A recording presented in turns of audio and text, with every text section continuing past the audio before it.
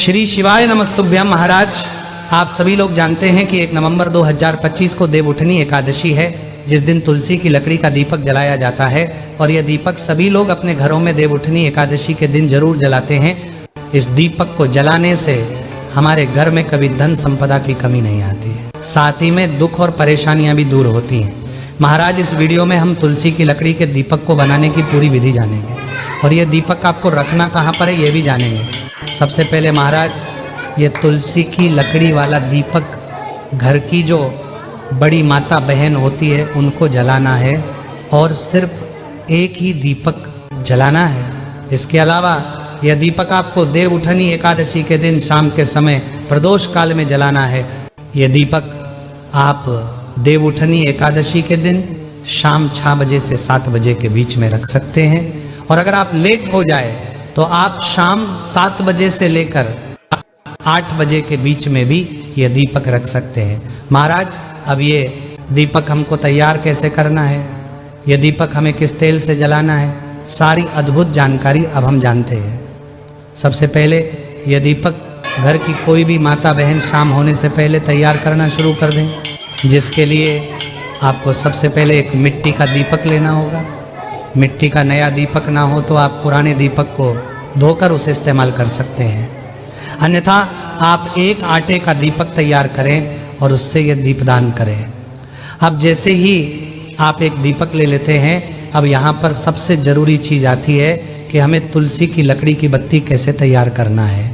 तो इस दीपक को जलाने के लिए सबसे पहले हमें सूखी हुई तुलसी की लकड़ी की आवश्यकता पड़ेगी, इसलिए आपके पास सूखी हुई तुलसी की लकड़ी होना जरूरी है।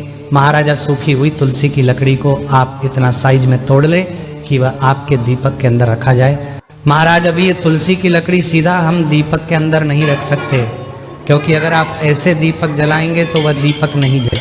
तो इसके लिए सबसे पहले आपने जो तुलसी की लकड़ी तोड़ी हुई है उस लकड़ी के ऊपर हमें मौली लपेटना है, जिसकी मदद से तेल या घी उससे होते हुए बत्ती को जलाएगा।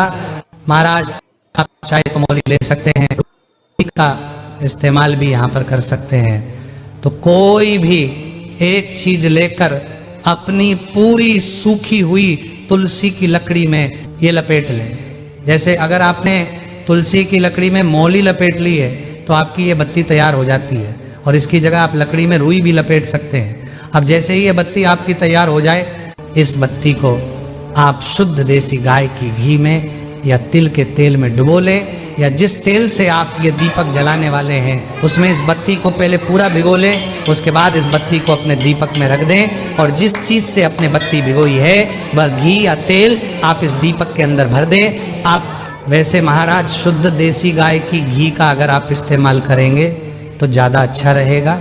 अब हमारा ये सूखी हुई तुलसी की लकड़ी वाला दीपक तैयार हो जाता है। महाराज, अब सवाल ये आता है कि ये दीपक हमको रखना कहाँ पर है। तो ये दीपक आप अपने घर के मंदिर में लड्डू गोपाल जी के लिए, कृष्ण जी के लिए, विष्णु जी के लिए रख सकते हैं। अन्यथा आप किसी भी कृष्ण जी के मंदिर में जाकर भी इस दीपक को रख सकते हैं, या आप अपने घर में तुलसी के पौधे के पास में भी ये दीपदान कर सकते हैं।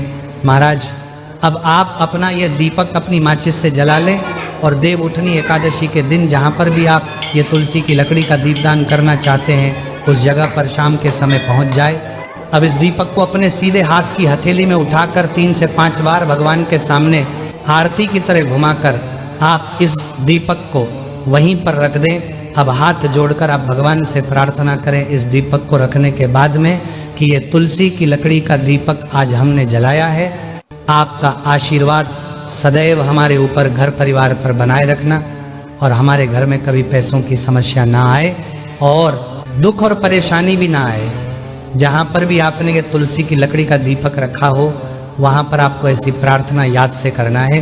बाकी महाराज, मर्जी आपकी है कि आप ये दीपक किस जगह पर रख रहे हैं। आप कोई भी एक जगह पर जाकर इस एक दीपदान को अगर देवउठनी एकादशी के दिन करते हैं तो इससे आपके घर की धन के भंडार भी भर जाएंगे, क्योंकि इस दीपदान को करने से भगवान का हमें बहुत बड़ा आशीर्वाद प्राप्त होता है। महाराज, इस तरीके से आप सूखी हुई तुलसी की लकड़ी वाला दीपक तैयार करना है और इसको देवउठनी एकादशी के दिन जलना है। इसके अलावा अगर आपके मन में कोई प्रश्न है तो वो आप हमसे कमेंट करके पूछ सकते हैं। और आप हमारी ये वीडियो कहाँ से देखने कमेंट में ज़रूर बताएं। श्री शिवाय।